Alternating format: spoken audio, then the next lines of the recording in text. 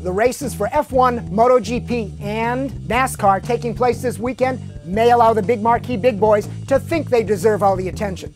But really, their gigs mean nothing compared to the two iconic races also taking place. I'm talking the Pikes Peak hill climb in the US and the Nürburgring 24 in the Burg of Nürburgring in Germany. 12.4 miles, 156 turns for Pikes, 15.1 miles for Nürburgring, but only 170-something turns. Yeah, more turns and 24 more hours to drive it. This shakedown is a Pikes/Nürburgring preview. Plus, JF gives you a Pike Nordschleife in-car onboard mashup to really get you ramped up. So stay tuned for that. This is Shakedown, and as you watch this, I'm either blasting my way down the Autobahn on the way to the track, or sitting roadside discussing the fine points of German speed laws with the Autobahn Polizei. Hey, if I mention Alex Roy, will that get me in or out of jail?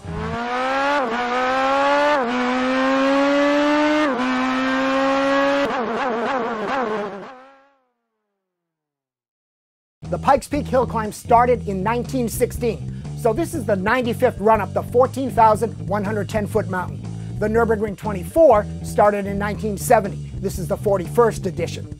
Although races like this were run earlier on this track, built in 1925, some of those events were shorter or longer. The Marathon de la Route, those races, 1965 to 1971, were 36, 84, and 96 hours. Pikes is an elevation climb, 4,720 feet to the top from its 9,390-foot starting point. But the Nordschleife, plus some of the GP circuit used for the 24, also has an elevation story. It's the second highest above sea level F1 course behind São Paulo, Brazil. And while the Nürburgring climb from its 1,050-foot base to its 3,034-foot peak only makes the 1,984-foot ascent less than half of Pikes, anyone who's driven the green hell, real or video, knows that's quite enough, thank you. All sorts of racing machines compete at each event. Pikes and Nürburgring each have more classes than an overcrowded inner-city New York City high school. 194 vehicles, bikes, trucks, cars, purpose-built race cars will hit the Pikes Mountain. 250 production-based race cars will run the 24. So what to watch for at Pikes? Well, with due respect to all the competitors in all the classes, knowing that taking any machine 10/10 is a feat, primary attention is on the daunting goal of breaking the 10-minute barrier. It's the unlimited division, where five-time champ Nobuhiro Tajima returns with his 910 horsepower Suzuki SX4 to try and beat his 10-minute 1-second record from 2007. But Reese Millen has his 750 horsepower Hyundai Genesis RMR PM580. Paul Dallenbach his PVA03, now with 1,307 horsepower. And debuts from Dave Carapeten and his Mitsubishi Evo 959 and France's Jean-Philippe Desrolles in the 850 horsepower Dacia Duster No Limit prototype. But again, all the action will be on all the classes and it'll be worth following. The problem I see is where to watch if you're not there. So like the Le Mans live stream, you guys need to start sharing links to live coverage if it's out there. The Nürburgring 24 is fast becoming the production racing testbed, showcase, playground for the car companies. But that's not stopping the hardcore amateurs and private teams from making the grid interesting too. I don't think it's Hyundai that entered this Genesis coupe, but it's cool nonetheless. The 21-page Nürburgring 24 entry list is amazing in that it includes 25 factory brands. Okay, 26 with the Ortega. Plus, of course, the Glickenhaus P45. Among the 26, no less than 10 factory brands have factory racing teams, all with multiple cars.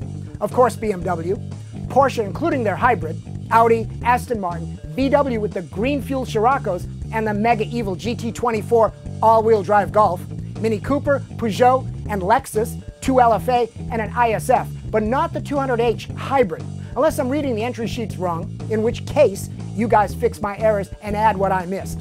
The private gear is equally cool. The Manfei Porsches, the Black Falcon Gullwings, although they may be factory, the Need for Speed BMW Z4s, a Viper, a Corvette, a Holden Commodore, 3 Honda S2000s, a Subi, an Alfa, Lambo. The list of what's not running may be shorter.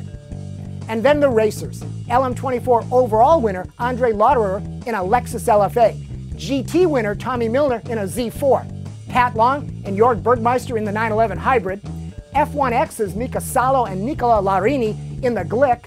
Sabine Schmidt in a Nissan 370Z and a Porsche GT3. Because the rules say you can only drive 150 minutes, you must take a 2-hour rest, but you can be entered in 2 cars. Now we've put the entry list for both Nürburgring and Pikes below in the video description area, and it's worth your while to study up. Just like it'll be worth your while to watch this mashup. Auf Wiedersehen.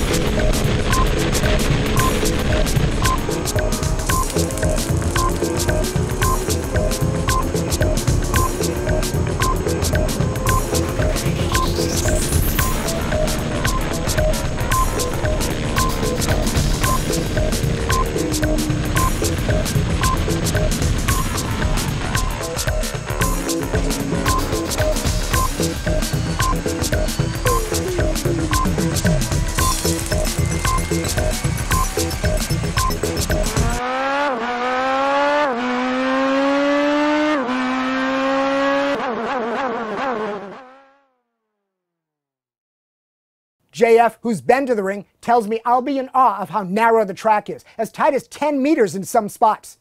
After all the Le Mans 24 contact, I'll be anxious to see how 250 Nürburgring cars deal with each other. But good news, the entry list shows no Robert Kaufman, and the Audi teams approve. There is, however, that one Ferrari entered. Ow, we're living in the fast lane, baby.